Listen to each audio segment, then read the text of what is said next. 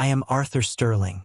I am 29 years old, and for the entirety of my adult life, my family treated me like a permanent stain on their absolutely flawless public image.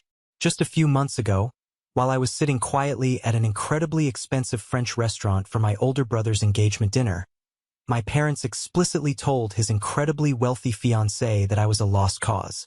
They painted me as a charity case who needed a financial handout just to survive the winter.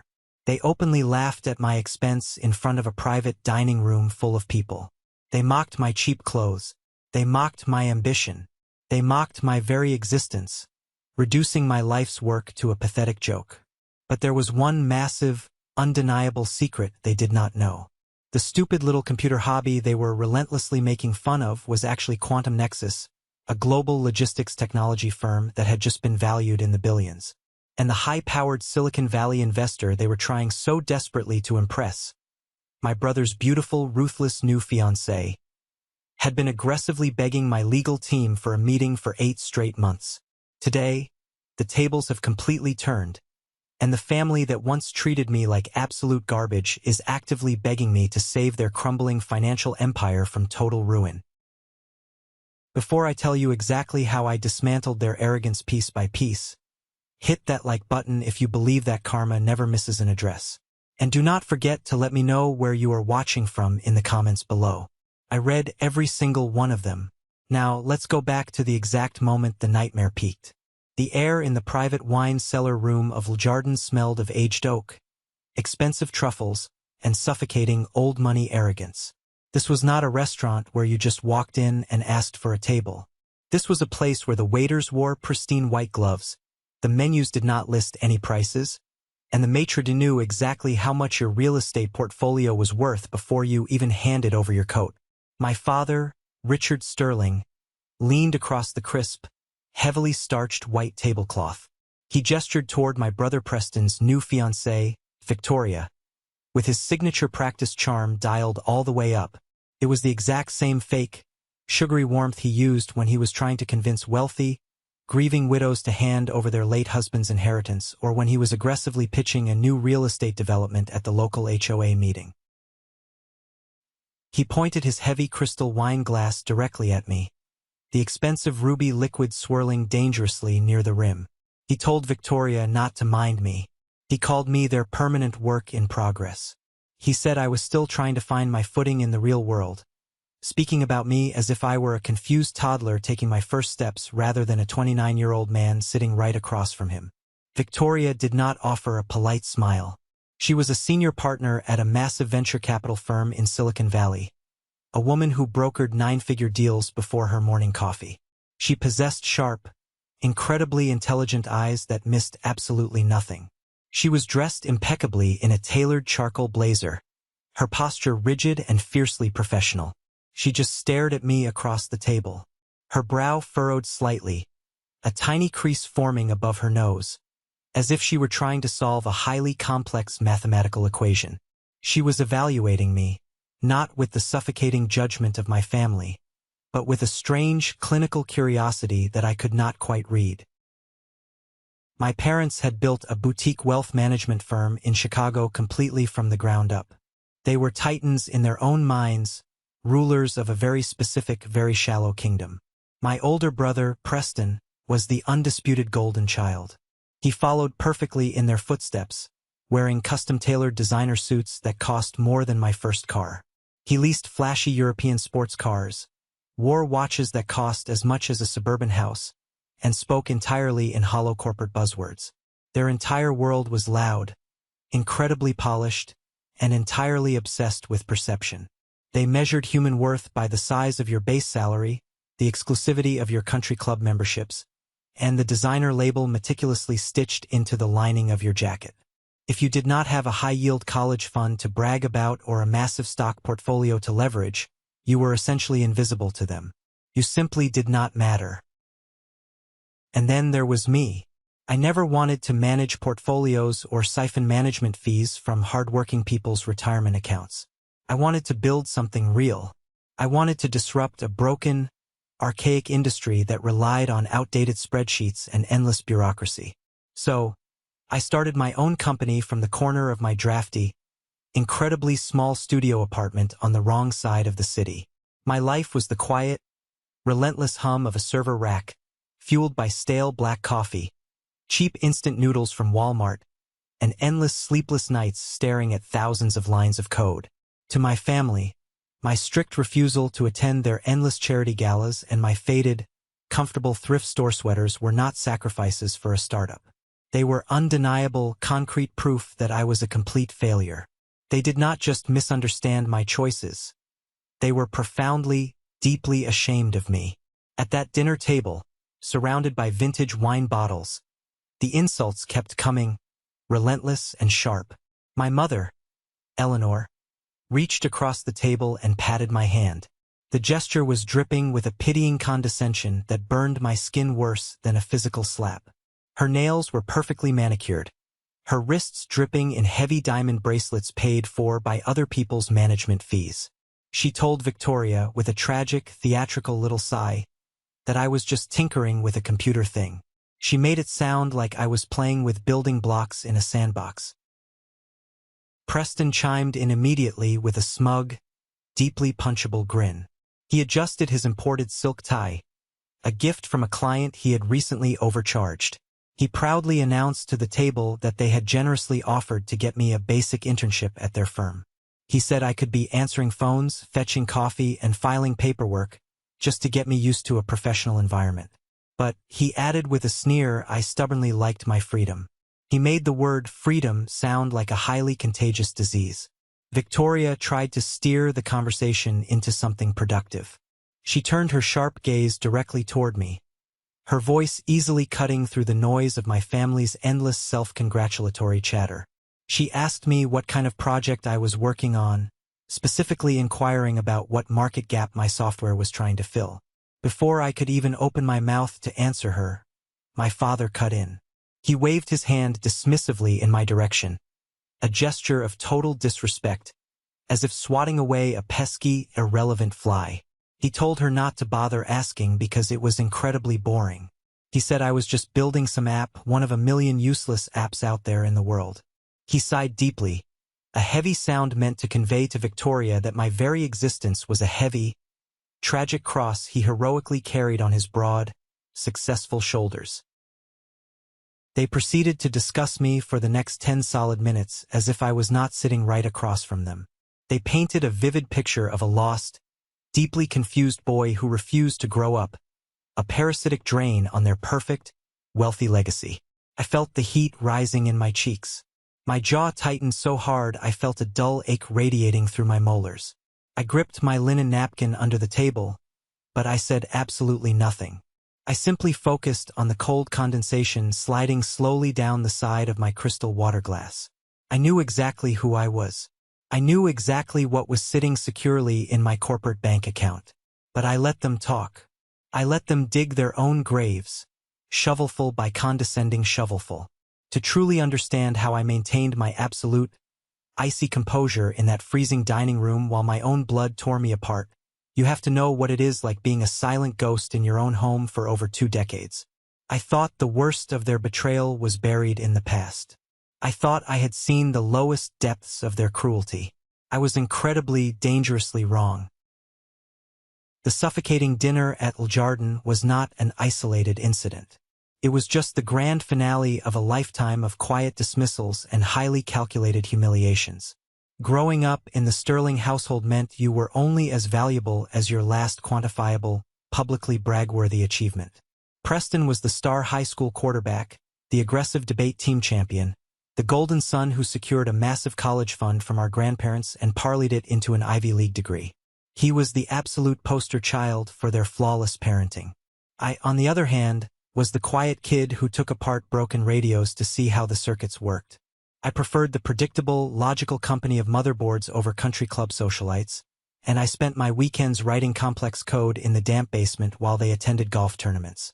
My parents did not respect or understand anything they could not immediately brag about to their wealthy friends. A month before that awful engagement dinner, my parents hosted a massive summer solstice party at their sprawling, multi-million-dollar lake house. It was the premier networking event of the season, a meticulously curated gathering designed specifically to flaunt their wealth and secure new business. They invited major angel investors, senior law firm partners, local politicians, and anyone who had a net worth north of $5 million. The expensive caterers served imported caviar and vintage champagne on heavy silver platters, and a live string quartet played softly in the background on the manicured lawn. I only found out about the party when I was scrolling on my phone and saw the glossy photos on my cousin's social media feed. I saw my entire family clinking champagne glasses on the beautifully lit cedar dock. Preston was there, grinning arrogantly in a bespoke linen suit, his arm wrapped tightly around Victoria. My parents were glowing under the patio lights, shaking hands with prominent CEOs and holding court like royalty.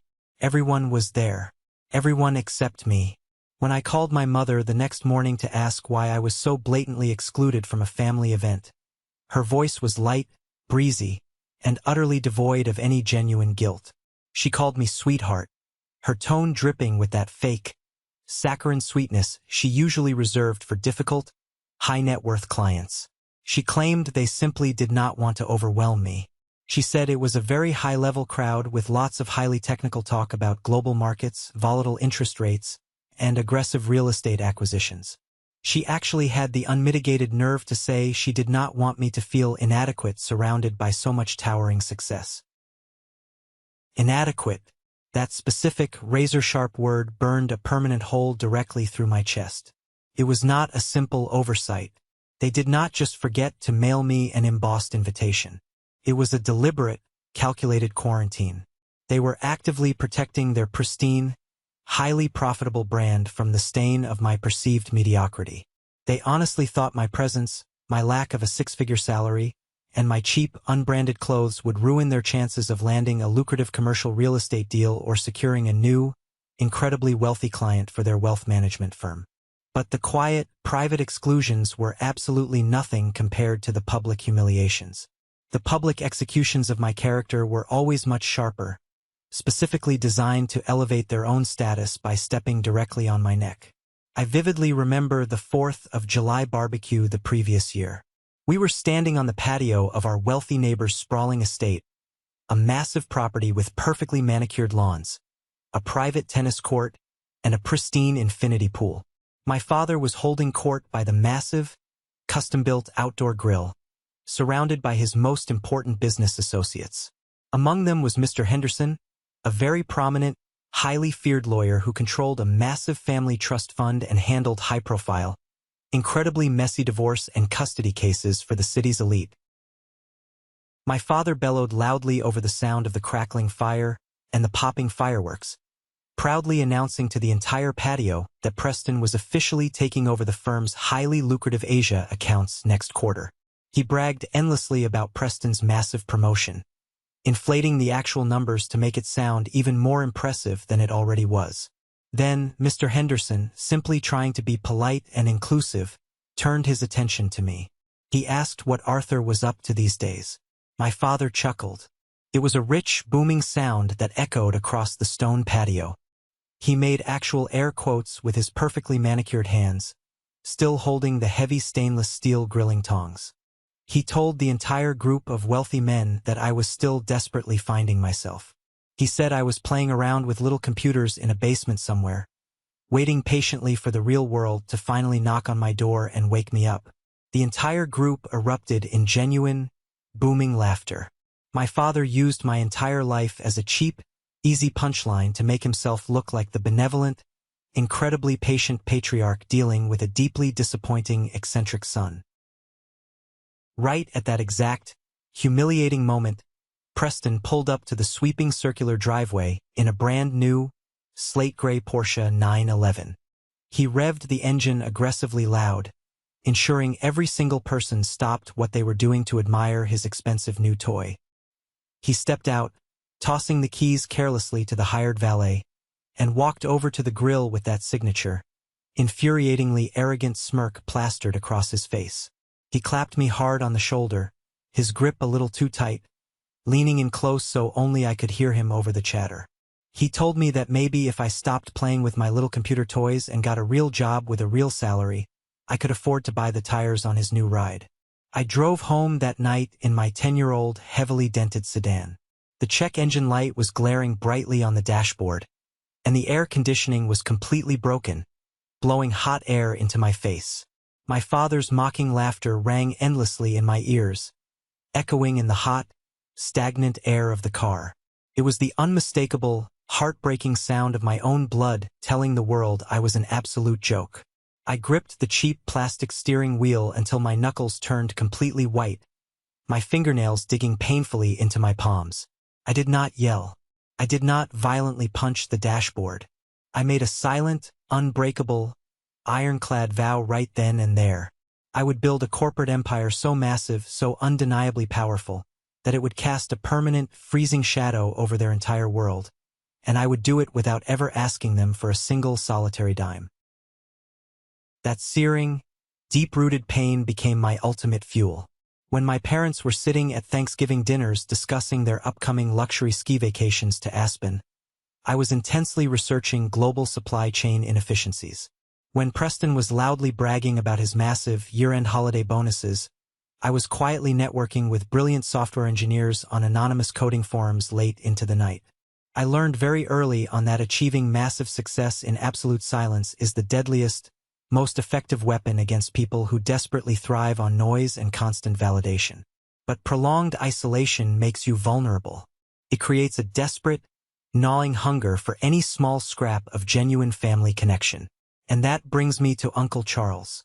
Charles was my father's younger brother, the supposedly cool, approachable uncle who always seemed a bit more rebellious, a bit more grounded than the rest of the fiercely competitive Sterling clan. He was the absolute only family member who occasionally called my phone to ask how my little startup was actually doing.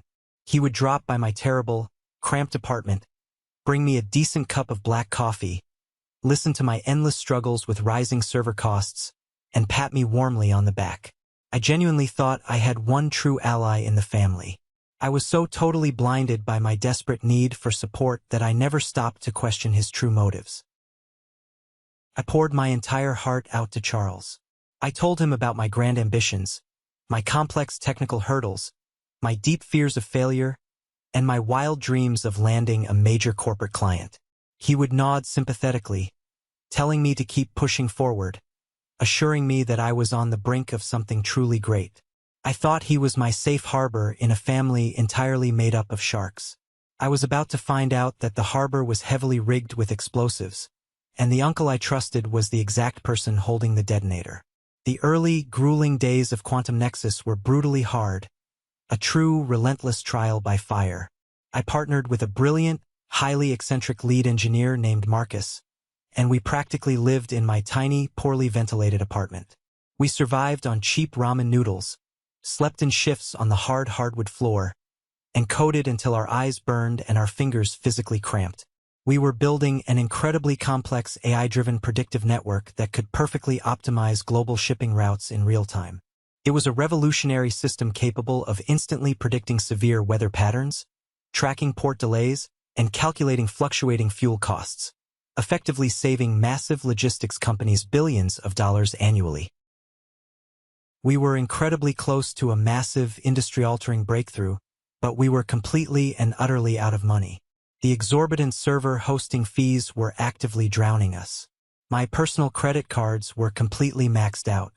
I desperately needed a steady, reliable salary just to keep the lights on and the servers running while we finalized the final beta version of the software. I swallowed every ounce of my pride and formally applied for a highly competitive senior logistics analyst position at a major corporate firm downtown. It was the absolute perfect job to fund the company while keeping me actively engaged in the industry. I prepared intensely for weeks. I bought a cheap suit from a discount store, tailored it myself with a needle and thread to make it look somewhat decent, and I completely nailed the grueling interview process. The senior hiring manager practically guaranteed me the position on the spot. We explicitly discussed salary expectations, benefits, and he told me he was actively drafting the official offer letter. I was ecstatic. I finally had a secure lifeline. Then, exactly 3 days later, I received a cold, entirely generic rejection email. No explanation, no constructive feedback, no polite phone call, Just a slammed door and a standard form letter wishing me luck in my future endeavors. I was devastated. I sat heavily on my floor in the dark, convinced I had fundamentally failed again, heavily convinced that maybe my arrogant family was actually right about me all along. It was not until several agonizing months later, during a routine late-night server audit to free up digital space, that I stumbled upon the horrifying, undeniable truth. I was clearing out an old, shared family cloud drive that my parents used for securely storing tax documents, for 01k statements, and sensitive inheritance paperwork. I noticed a hidden folder buried deep within the directory, named simply with my initials. Inside was a single, compressed audio recording file. It was a voicemail that Preston had intentionally forwarded to my father to proudly brag about his handiwork. I hit play, the crisp sound echoing loudly in my quiet, empty apartment. It was Preston's unmistakable voice, speaking directly to the senior hiring manager of the exact corporate firm I had applied to. Preston introduced himself smoothly as a deeply concerned family member and a senior wealth manager at Sterling Financial. He spoke professionally, with that exact same venomous, persuasive charm my father constantly used. He blatantly lied, warning the manager that I was mentally unstable, highly prone to erratic behavior, and had a long, thoroughly documented history of abandoning critical projects and responsibilities. He explicitly stated that hiring me would be a massive, dangerous liability for their corporate culture and strongly advised them to look at other, more reliable candidates. My breath caught painfully in my throat. My own flesh and blood brother had actively, maliciously sabotaged my basic survival. He did not just want to beat me in the game of life. He wanted to ensure I could never even enter the race. He actively ensured I remained the struggling, pathetic, deeply flawed younger sibling, so he could effortlessly maintain his undisputed status as the flawless golden child of the family. But the sickening layers of betrayal did not stop there. In that exact same hidden folder, I found a downloaded, multi-page email chain between Preston and Uncle Charles. Charles, the man who brought me warm coffee, the man who patiently listened to my deepest fears and biggest dreams, had been methodically reporting every single detail of my life back to Preston and my father. He detailed my severe financial struggles, my moments of intense, crippling doubt, and my desperate, urgent need for that specific logistics job. Charles was not an ally. He was a paid spy. He traded my vulnerabilities and my deepest secrets for a better seat at my father's elite dinner table and a more favorable cut of the family's lucrative real estate investments. I sat absolutely frozen in the dark glow of my multiple monitors, feeling a cold, hollow emptiness spread rapidly through my chest, replacing the anger with pure ice. They did not just want me to fail naturally. They were actively, painstakingly engineering my total destruction. They wanted me broken, bankrupt, and publicly humiliated so I would eventually be forced to crawl back to them and beg for a low-level job answering their phones, forever indebted to their toxic mercy. I did not immediately confront them. Confrontation gives the enemy a chance to prepare their defenses and spin a new web of lies. Instead, I channeled every single ounce of that profound betrayal, every dark drop of that toxic anger, directly into the code. Marcus and I locked ourselves entirely away from the outside world. We completely stopped sleeping. We built the most robust, unbreakable, hyper-sophisticated logistics system the industry had ever seen. As the company grew rapidly and silently in the shadows, we eventually had to secure a small, private office space and hire a core development team. One of our lead developers was a brilliant woman named Elena. She was incredibly fast, highly efficient, and seemed totally dedicated to the grand vision of Quantum Nexus. But severe paranoia is a permanent, ugly scar when your own flesh and blood repeatedly stabs you in the back. I trusted absolutely no one fully. I set up advanced, highly classified internal security protocols that absolutely nobody else in the company knew about, silently tracking every single line of code downloaded, viewed, or transferred from our main secure servers. Exactly 1 week before we were scheduled to present our final, polished beta software to a massive consortium of international shipping conglomerates, the pivotal pitch that would permanently make or break us, my hidden security dashboard lit up bright, flashing red. Massive, heavily encrypted data packets were being rapidly routed to an unknown external server in the middle of the night.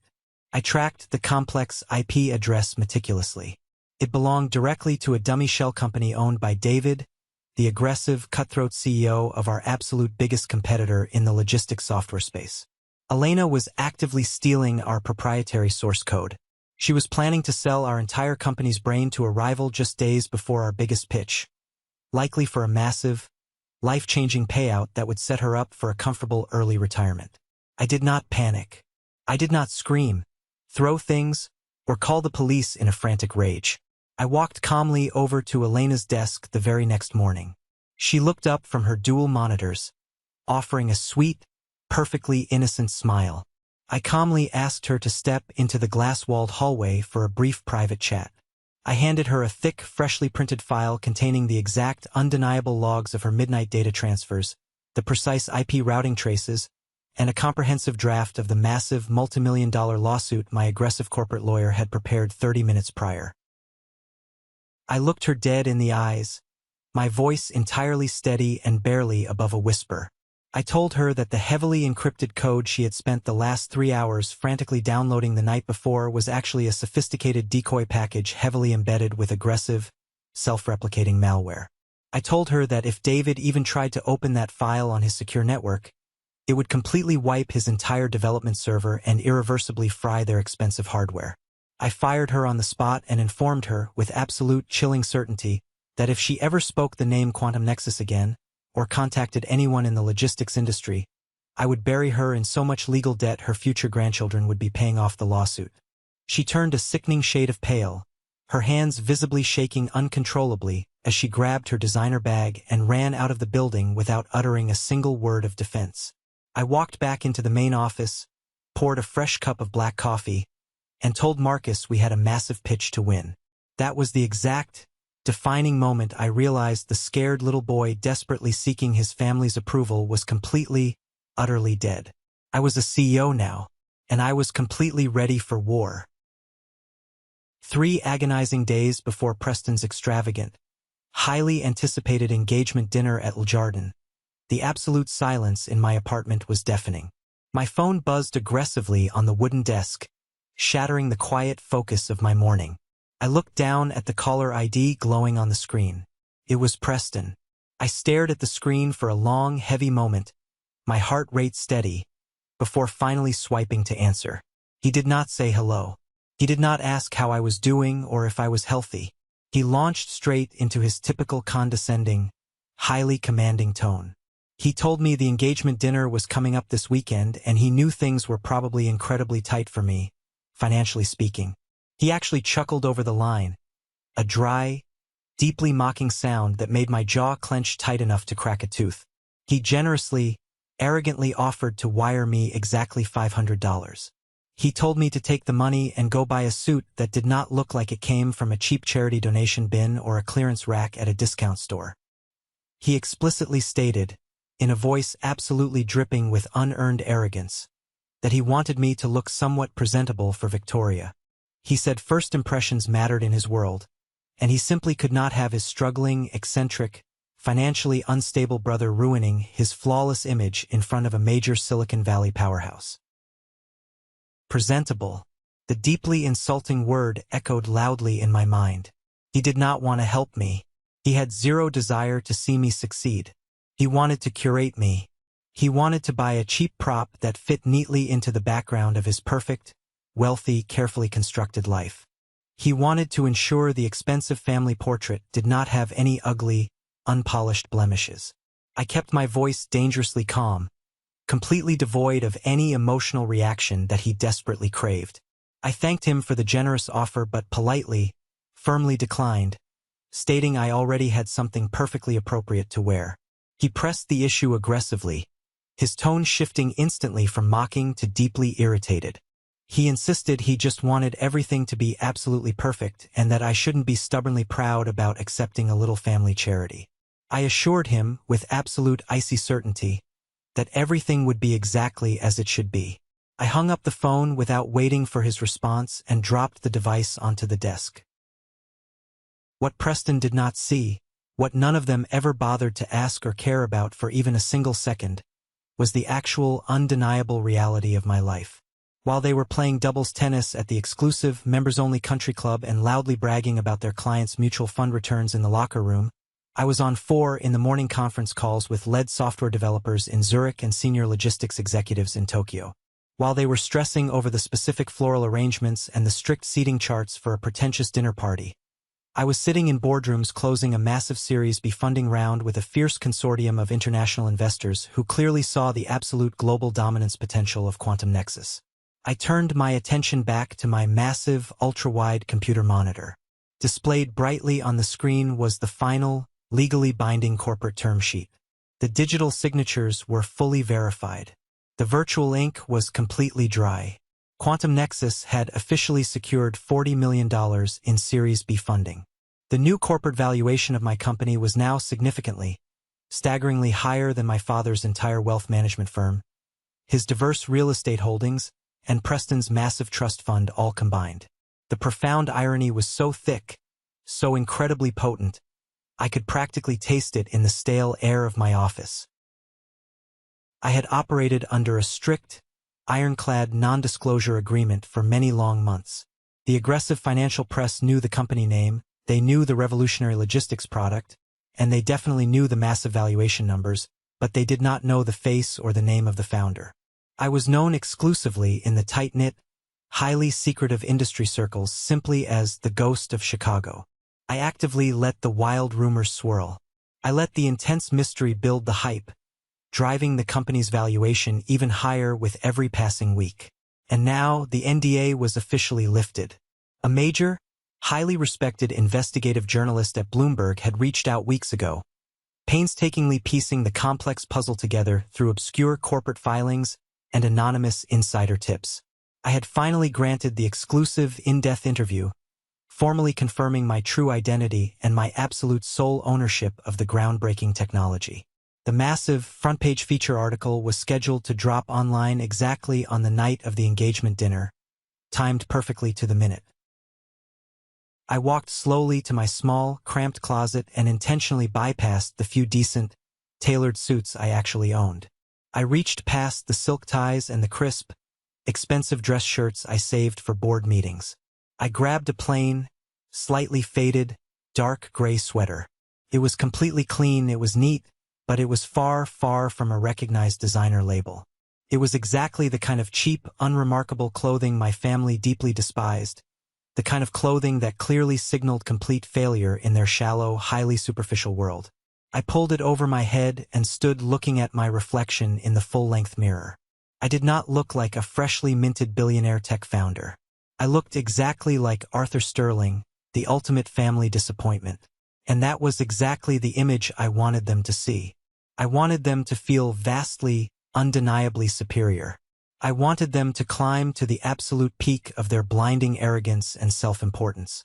Because I knew, with absolute terrifying certainty, that the higher they climbed up that mountain of ego, the harder, faster, and more profoundly destructive the fall would be when the brutal gravity of reality finally kicked in.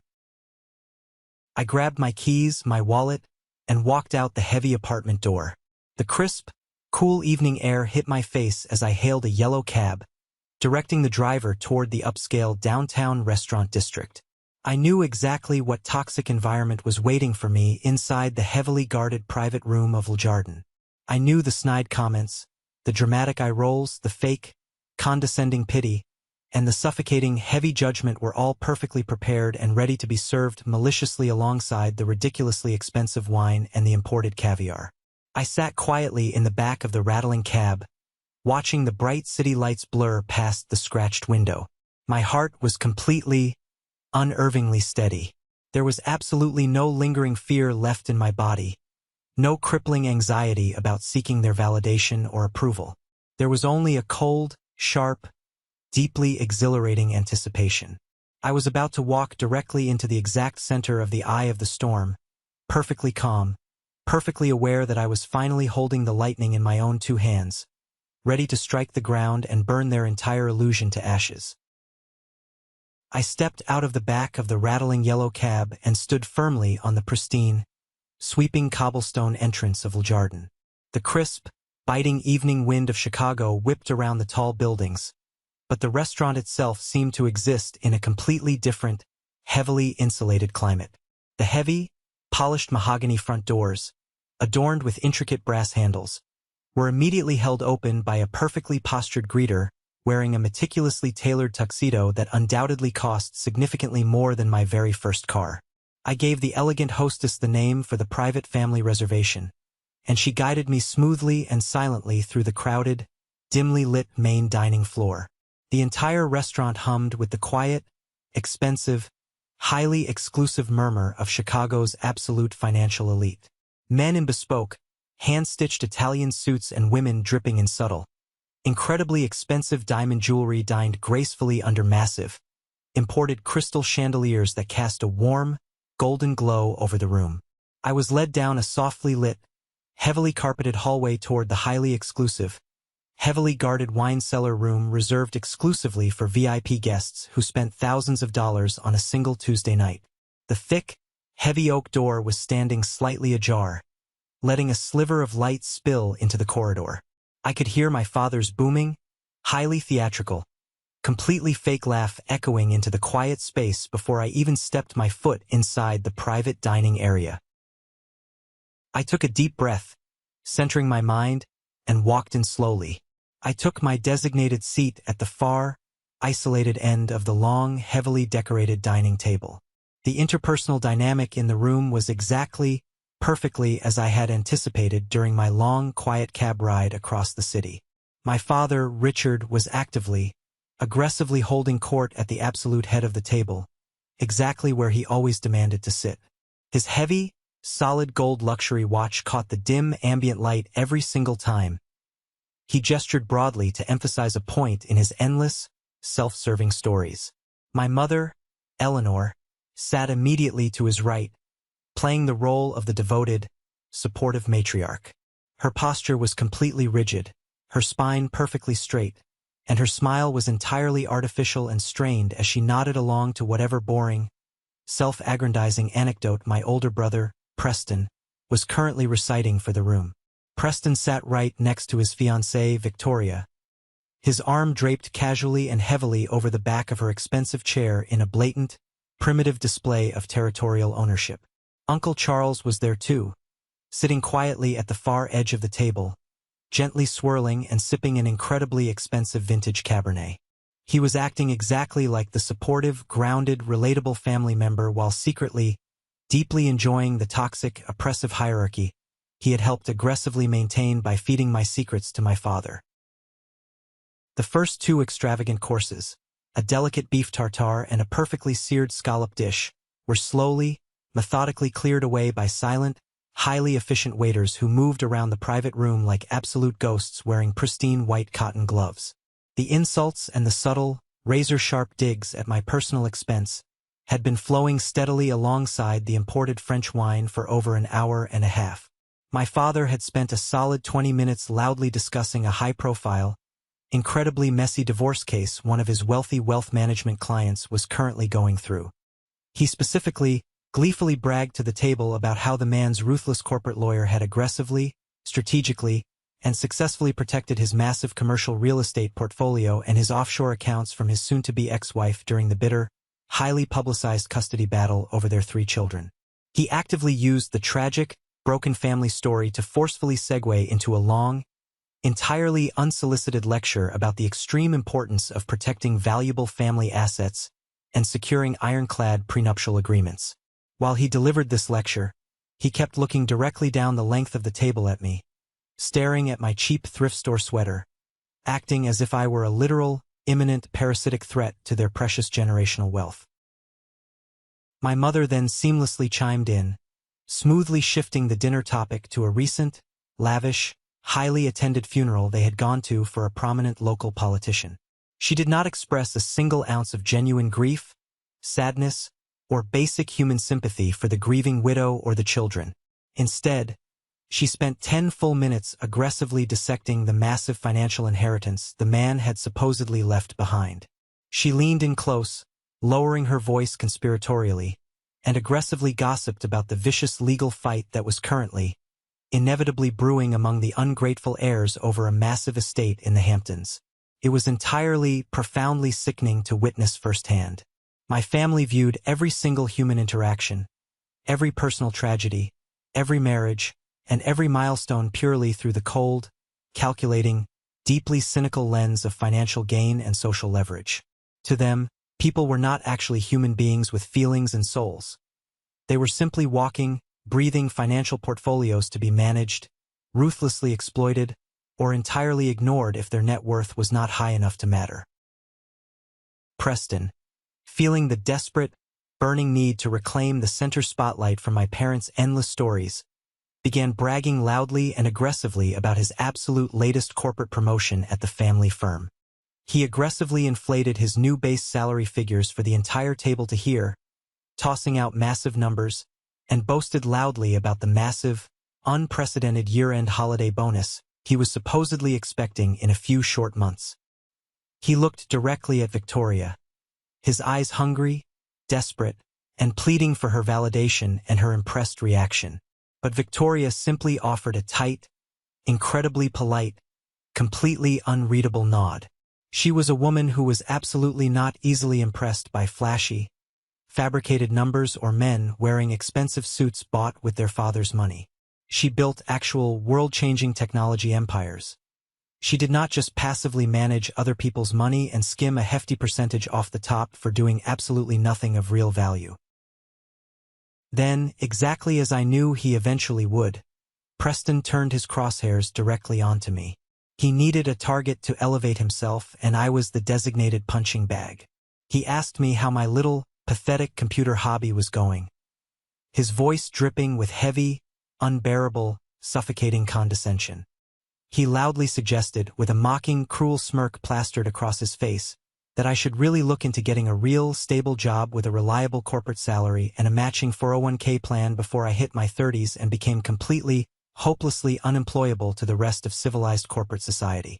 He actually turned to Victoria, pointed his finger at me, and told her that my only real, viable retirement plan was blindly hoping to drain whatever was left of my childhood college fund that I had apparently wasted on buying cheap computer parts. The entire table, minus Victoria, erupted in genuine, cruel, booming, echoing laughter. They were actively, happily bonding over my perceived misery and my total lack of success. They had completely exhausted their usual tired, repetitive repertoire of jokes about my cheap, faded clothes, my supposed glaring lack of professional ambition, and my tiny, unheated studio apartment on the wrong side of the city. But they kept pushing anyway, digging deeper and deeper into their own bottomless pit of arrogance. The suffocating, deeply toxic atmosphere reached its absolute, unbearable, breaking peak when the final porcelain dessert plates, mostly untouched chocolate soufflés, were quietly removed from the table. The head waiter approached the table with quiet, practiced, submissive reverence and placed a thick, heavy black leather folder containing the massive, itemized dinner bill directly in front of my father. My father made a grand, sweeping, highly dramatic, theatrical show of slowly opening the leather folder. He deliberately glanced down at the astronomical total printed at the bottom of the receipt. It was a number that would easily, comfortably cover a massive down payment on a modest suburban house in any normal neighborhood in the country. He did not even flinch a single muscle in his face. He desperately, urgently wanted Victoria to see that this kind of exorbitant money was absolutely nothing to him, just minor pocket change for a man of his incredible, towering financial stature. He reached confidently into the inner silk breast pocket of his custom-tailored suit jacket and slowly, deliberately pulled out his heavy, metallic, highly exclusive black credit card.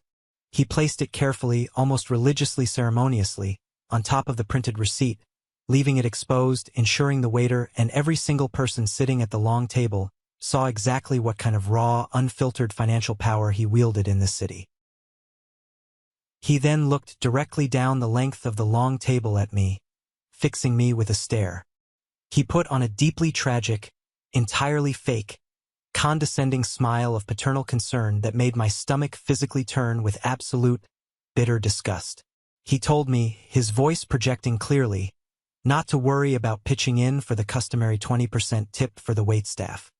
He said he had this entire expensive, multi-course dinner totally covered, and that I should just take my little pennies, gather up my spare change, and aggressively save them for my upcoming apartment rent so I did not get unceremoniously evicted from my sad, pathetic little studio and end up sleeping on his driveway.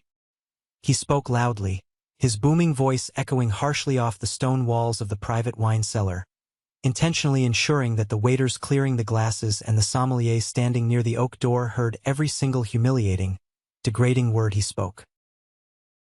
The underlying, brutal message was crystal clear and perfectly, flawlessly delivered for maximum psychological damage.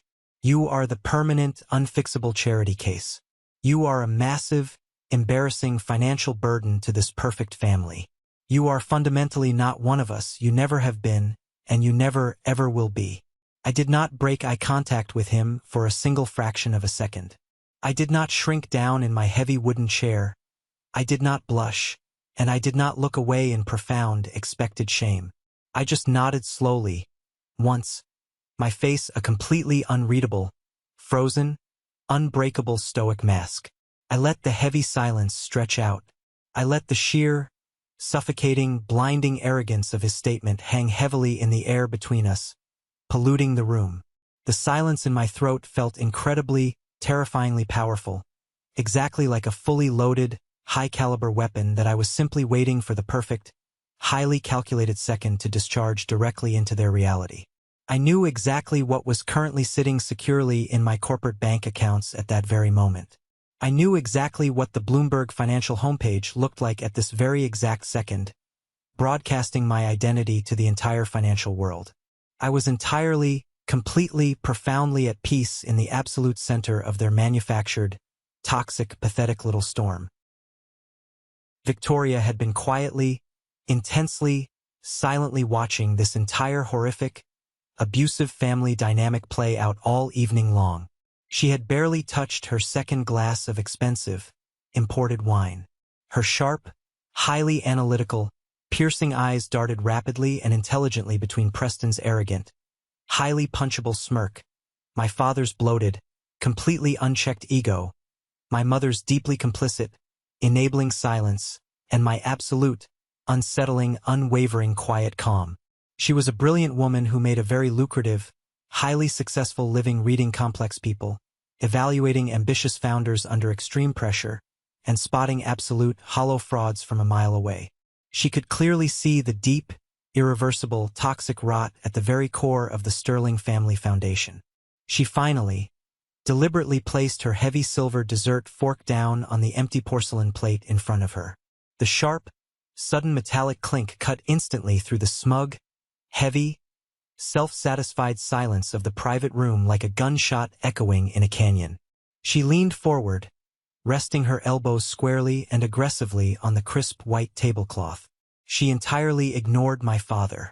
She entirely ignored my brother sitting right next to her. She directed her intense, heavily calculating, incredibly sharp gaze exclusively at me. The trap was officially perfectly sprung, the heavy steel jaws were wide open, and my family was standing right in the dead center of it, completely, blissfully unaware of the absolute, world-ending destruction that was about to rain down on their perfect little lives. Victoria looked directly at me, her expression entirely serious, her dark eyes boring into mine with an intense, unwavering, highly professional focus. She asked me, her voice completely devoid of any polite social pleasantries, any fake family warmth, or any gentle, casual curiosity, what the actual, registered legal name of my logistics company was. She stated clearly and firmly that she wanted to know exactly what I was supposedly building in that drafty, unheated apartment I apparently lived in. She demanded a real, concrete, professional answer and was absolutely, visibly refusing to accept the dismissive, pathetic, mocking jokes my family kept throwing around the table to deflect from the truth. Preston immediately groaned out loud, rolling his eyes dramatically and forcefully toward the vaulted brick ceiling in a massive show of intense, theatrical exasperation. He reached over quickly, aggressively trying to place his hand directly over hers to physically silence her inquiry and pull her attention back to him and his brand new suit. He told her, his voice dripping with annoyance, not to encourage my wild, pathetic, grandiose delusions. He said, with a heavy, performative sigh, that she dealt with actual verified unicorn founders, brilliant, world-changing visionaries who moved global markets and disrupted entire industries, and that I was just a lost kid playing around with a glorified, useless computer hobby that would inevitably go completely, humiliatingly bankrupt before the end of the current fiscal year. He laughed a dry, highly nervous, entirely forced laugh, desperately trying to steer her attention back to his own hollow achievements, his upcoming bonus, and his leased luxury car. Victoria completely, utterly ignored his physical touch. She did not even blink. She pulled her hand sharply and aggressively away from Preston's grasping fingers, treating him exactly like an annoying, irrelevant distraction, like a buzzing mosquito. Her eyes remained locked dead on mine, entirely unyielding, refusing to look away. She asked the exact question again, her tone shifting drastically from a polite dinner inquiry to demanding a direct, professional, absolute answer from a peer in the business world. My heart hammered a slow, heavy, incredibly powerful, thumping rhythm against my ribs. The adrenaline was icy cold in my veins. This was the exact, perfect, highly anticipated moment I had vividly envisioned during those countless, agonizing, lonely, sleepless nights coding in the dark while they slept comfortably in their mansions. I sat up slightly straighter in my heavy wooden chair, rolling my shoulders back, resting my hands flat and calm on the heavy wooden table. I met her intense, searching, highly intelligent gaze and spoke two simple words in a clear, completely steady, absolutely unwavering voice. Quantum Nexus. Victoria physically froze in her chair.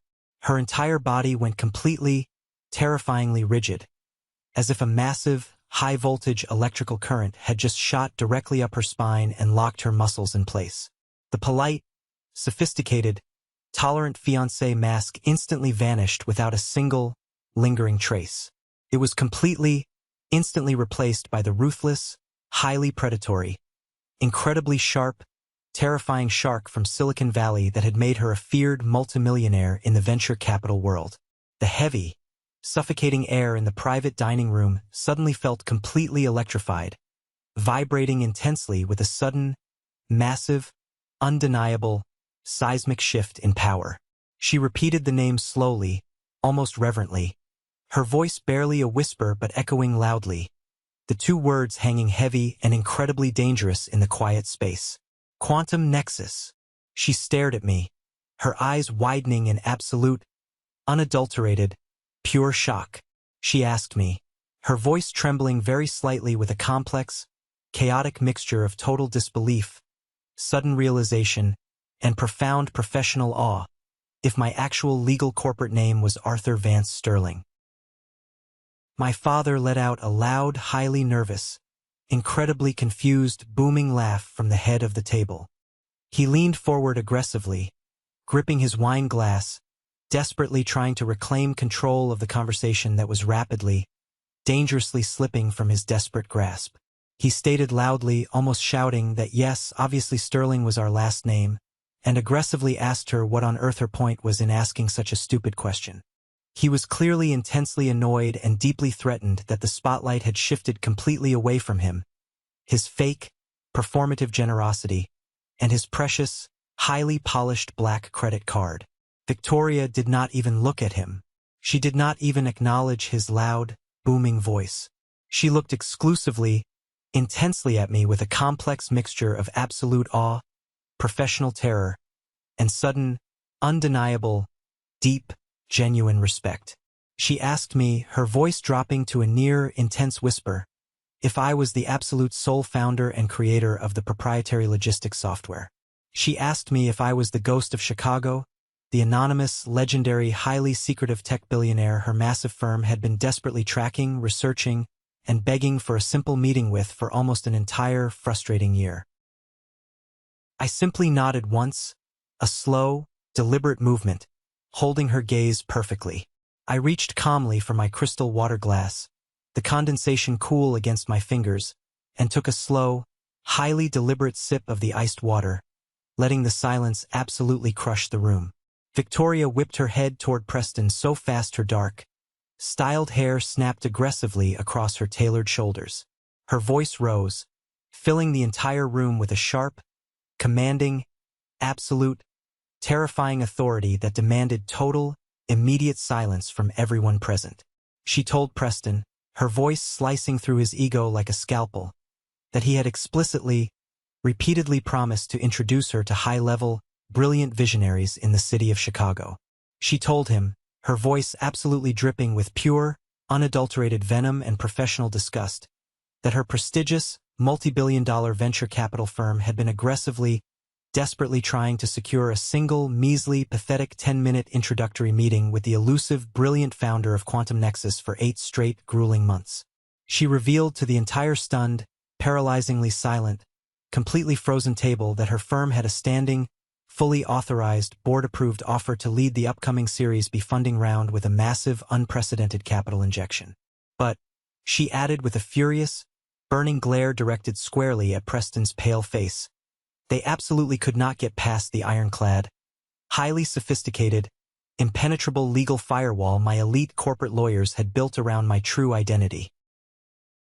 She reached furiously into her expensive, structured designer handbag, pulled out her sleek smartphone, and rapidly typed on the screen with visibly shaking, adrenaline-fueled fingers.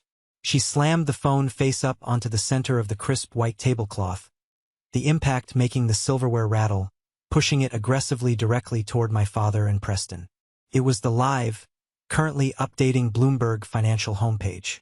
The massive, bold, unmissable headline took up the entire top half of the glowing screen, screaming the truth into the silent room. The invisible unicorn. How Quantum Nexus became a $40 million disruptor in absolute silence. There was no photograph of my face on the article, just the sleek, geometric, highly recognizable, globally trademarked logo of my company. But right there, explicitly bolded in the very first paragraph of the explosive, highly detailed feature article, was my full legal name, Arthur Van Sterling, sole founder and CEO. Victoria pointed a perfectly manicured, visibly trembling finger directly at the glowing screen. She looked directly at my father, her eyes narrowed, her voice dripping with absolute, unfiltered, pure, sickening disgust. She asked him if this massive, globally recognized corporate enterprise was the pathetic little, boring project he was just loudly mocking a minute ago. She asked if the verified billionaire founder sitting calmly across the table from him was the exact same young man he just told to save his pennies for rent so he wouldn't get violently evicted onto the street. My father stared down blindly at the glowing smartphone screen. His face rapidly drained of all blood and color until he looked exactly like a terrifying, lifeless, grotesque wax figure in a museum. His jaw went completely slack, hanging wide open in sheer, unadulterated, paralyzing disbelief. He looked like he was having a stroke. My mother's mouth opened wide, a perfect O of shock, but absolutely no sound came out of her throat. She looked as though all the oxygen had been violently, instantly sucked directly from her lungs, her trembling hands clutching her expensive, imported pearl necklace so tightly the string looked ready to snap. Preston looked frantically, wildly, from the glowing Bloomberg article, to Victoria's furious face, and finally to me, sitting perfectly still, his arrogant expression completely fractured, shattering into a million pieces, revealing a pathetic, highly visible, agonizing mixture of absolute shock, rabid, burning, sickening jealousy, and pure, unadulterated, undeniable horror. Uncle Charles sat entirely frozen in his chair, his posture rigid, his wine glass hovering inches from his open mouth, suddenly realizing the pathetic, treacherous, two-faced spy game he played had just completely, irreversibly, and permanently ruined him forever. All the vicious insults, all the toxic labels, all the years of psychological abuse, charity case, failure, massive disappointment, permanent work in progress, hung thickly in the air above the table. They were suddenly highly radioactive, incredibly embarrassing, and completely, utterly, undeniably ridiculous. My entire family was actively, physically choking on their own massive, unchecked arrogance. My father finally managed to stammer. He aggressively, desperately gripped the edge of the heavy wooden table, his knuckles turning stark, bone white as he tried to ground himself in a reality that was rapidly dissolving. He sputtered blindly, his voice weak, pathetic, and entirely stripped of its usual booming authority, that he had absolutely no idea, that I had never, ever told them anything about a massive corporate valuation, a booming global tech company, or a highly publicized Series B funding round. Victoria cut him off instantly. Her voice was as cold, hard, and unforgiving as solid industrial steel. She told him he did not know because he fundamentally, deliberately, and arrogantly never bothered to ask. Let's pause for a moment. Thank you for staying with me this far, you're truly amazing. Please help me by liking the video and commenting the number 1 below so I know you've been here with me until this point. This not only helps more people discover this story, but also lets me know that my experiences mean something to someone. Your support is the greatest motivation for me to keep sharing the rest of this journey. For the very first time in my entire 29 years of existence, my highly vocal, incredibly opinionated, overwhelmingly arrogant, constantly criticizing family had absolutely, undeniably nothing to say. The silence in that highly exclusive private dining room was the most beautiful, intricate, deeply satisfying, and profound symphony I had ever heard in my entire life. It was not the agonizing, dismissive, isolating silence of being completely ignored, which I had endured every single day of my entire childhood. It was the heavy, crushing, undeniable, absolute silence of a toxic, decades-old hierarchy completely crumbling into fine dust in a matter of a few short, devastating seconds. The sheer, massive weight of their own exposed, arrogant ignorance was actively, physically suffocating them where they sat. They were completely, utterly paralyzed by the massive, undeniable weight of the truth. I did not yell. I did not stand up, scream, and aggressively flip the heavy wooden table, ruining the expensive crystal and china. I did not demand tearful, pathetic apologies or aggressively, childishly rub my massive financial success in their pale, deeply shocked, terrified faces. True power never requires a loud, embarrassing temper tantrum or a dramatic, highly emotional public display. True, absolute, terrifying power is unshakable, unbreakable stillness. I simply reached down and calmly picked up my white linen napkin from my lap. I folded it neatly, deliberately, perfectly aligning the corners, and placed it gently down next to my half-eaten dessert plate. I stood up slowly, taking my absolute time, smoothing the front of the plain, dark gray thrift store sweater I had intentionally, strategically chosen to wear specifically for this exact, highly anticipated moment. I looked directly at Victoria, completely and totally ignoring the very existence of my blood relatives sitting entirely paralyzed and broken beside her. I smiled warmly, a genuine, completely authentic expression of deep professional respect. I told her, my voice clear and polite, that it was an absolute pleasure to finally meet her in person, completely removing all the messy, personal family drama from my professional tone. I instructed her to have her senior partners call my executive assistant on Monday morning at exactly 9 o'clock sharp. I told her we could officially, formally discuss the Series B allocation, assuming her firm was still aggressively interested in securing a highly coveted minority stake in Quantum Nexus. Victoria nodded instantly. The absolute, paralyzing shock on her face was entirely, completely replaced by fierce, highly calculated, predatory business acumen. She grabbed her expensive phone off the table and slipped it smoothly into her tailored jacket pocket, signaling clearly and definitively to everyone in the room that the social, familial, personal portion of this evening was completely, permanently, and irreversibly terminated. I spoke again, my voice entirely steady, echoing clearly and sharply in the painfully quiet room. I announced calmly, as if discussing the weather, that I had a major corporate board meeting at 7 in the morning and needed to head home to review some final, highly sensitive, multimillion-dollar legal contracts. I told them, gesturing to the table, to enjoy the rest of the expensive vintage wine they loved so incredibly much.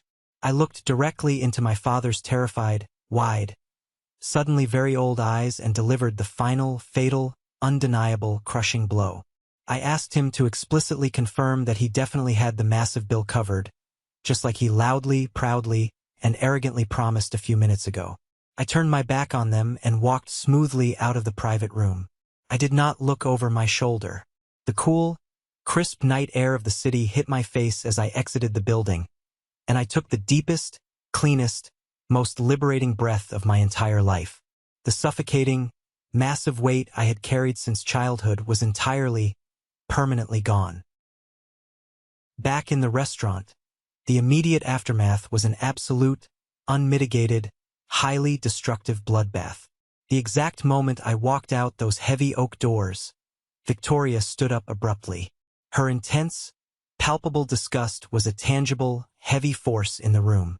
She looked down at Preston, the man who had blatantly, maliciously lied about his own brother's mental stability and professional competence to aggressively sabotage a job interview just to protect his fragile, pathetic ego.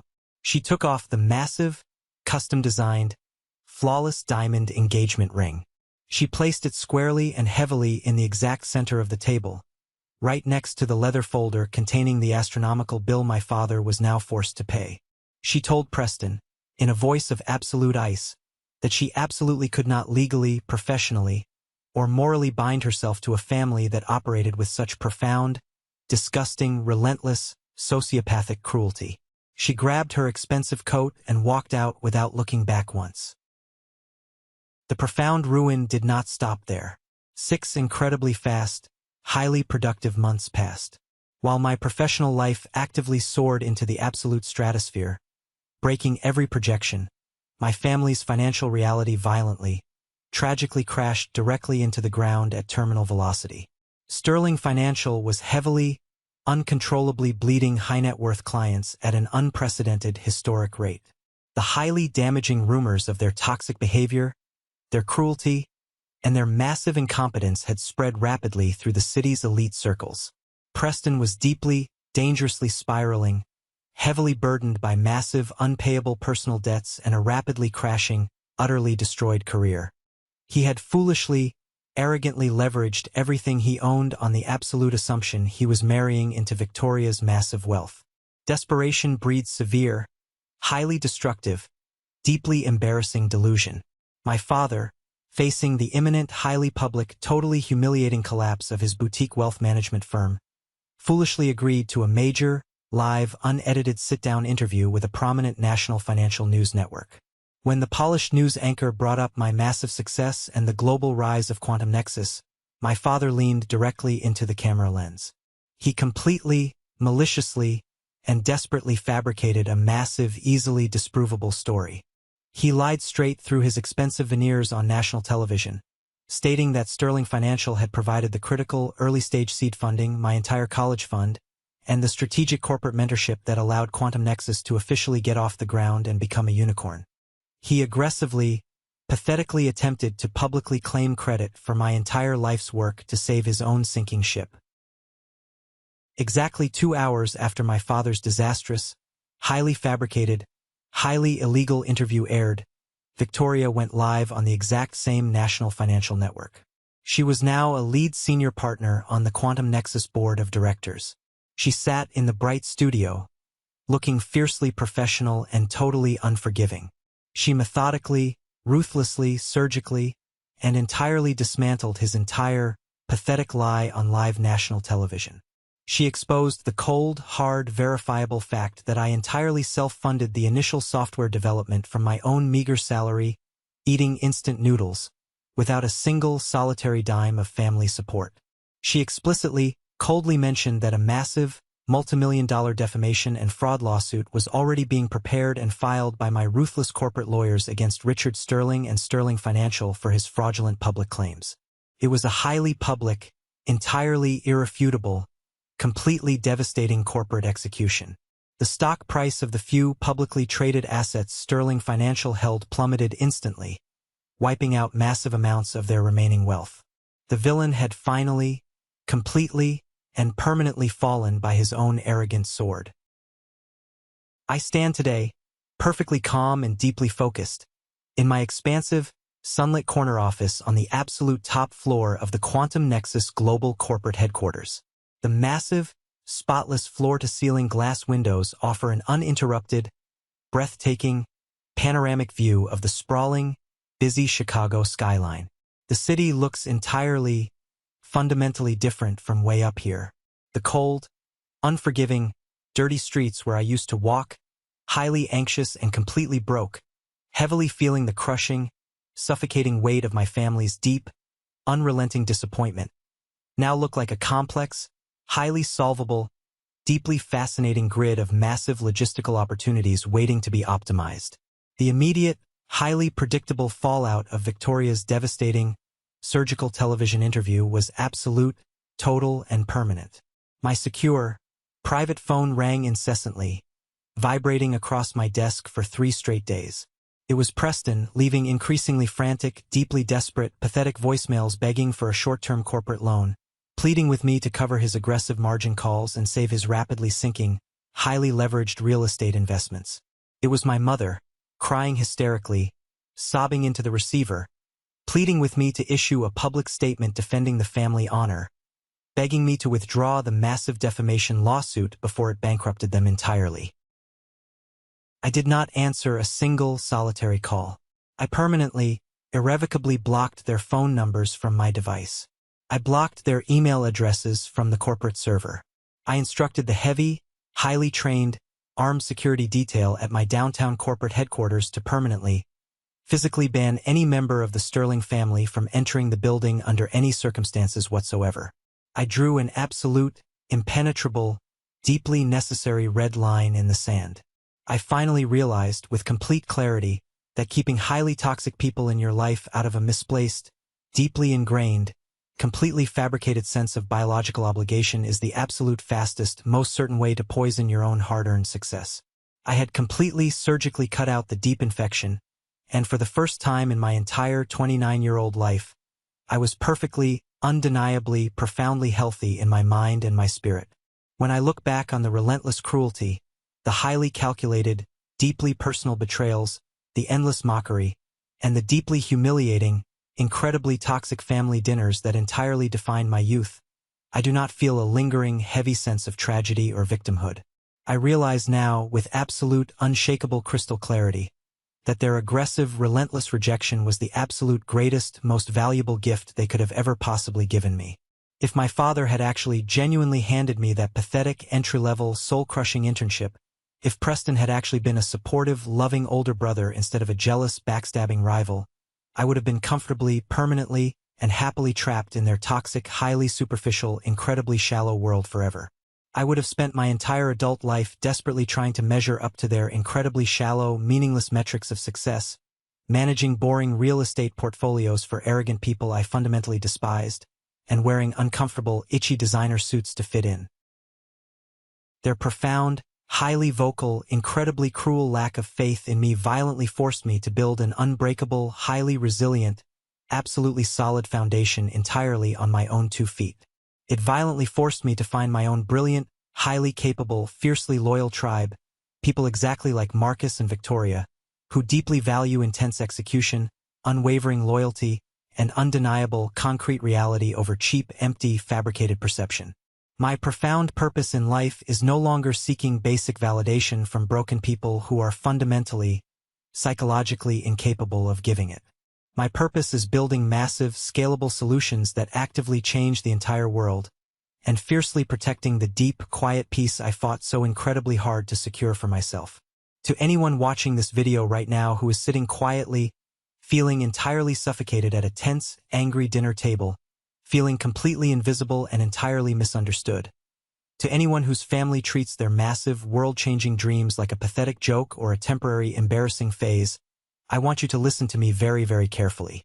You do not ever, under any circumstances, have to blindly accept the incredibly small, deeply suffocating, highly restrictive box that other people, even your own blood relatives, try to aggressively force you into. You absolutely do not owe your loyalty, your precious time, or your hard-earned financial success to people who explicitly demand your complete, unquestioning submission and your total failure in exchange for their basic, highly conditional, incredibly toxic love. Do not waste your precious, limited emotional energy screaming at them or trying to forcefully make them understand your vision. Do not waste a single, fleeting second of your valuable time trying to aggressively prove your worth to people who are entirely, stubbornly, and aggressively committed to misunderstanding you. Their profound, deep-seated ignorance is their own heavy, deeply unfortunate burden to carry to their graves, not yours. Take all of that intense anger, all of that deep, burning humiliation, all of the sharp, lingering pain from the snide comments and the cruel, mocking jokes, and channel it directly, ruthlessly, and silently into your own quiet, dedicated work. Build your massive, world-altering empire in the absolute quiet shadows. Let them loudly, arrogantly laugh at you. Let them mock your cheap clothes and your old car. Let them aggressively brag about their hollow, least achievements and their fake, empty titles. Work relentlessly, tirelessly, and obsessively while they sleep their hangovers away. Learn constantly and voraciously while they party and gossip. Build an impenetrable, absolute, highly profitable fortress of real, undeniable value. And when the time is absolutely perfectly right, when your foundation is completely unshakable and your massive success is undeniable to the entire world, step out directly into the bright light and let the massive, crushing, undeniable weight of your reality completely, utterly shatter their entire fragile, fabricated illusion. Because the absolute sweetest, most deeply satisfying, incredibly profound revenge in the entire world is not actively destroying your enemies or screaming in their faces. It is outgrowing them so completely, so totally, and so absolutely, that they become entirely, permanently irrelevant to your spectacular, beautifully successful, and incredibly peaceful life. Have you ever faced something incredibly similar with your own family? Have you ever had to silently, painfully cut off highly toxic relatives to protect your own brilliant future and your precious mental health? Share your powerful, deeply personal story in the comments below, and do not forget to explicitly like and subscribe so you do not miss the next incredible journey. Thank you for listening.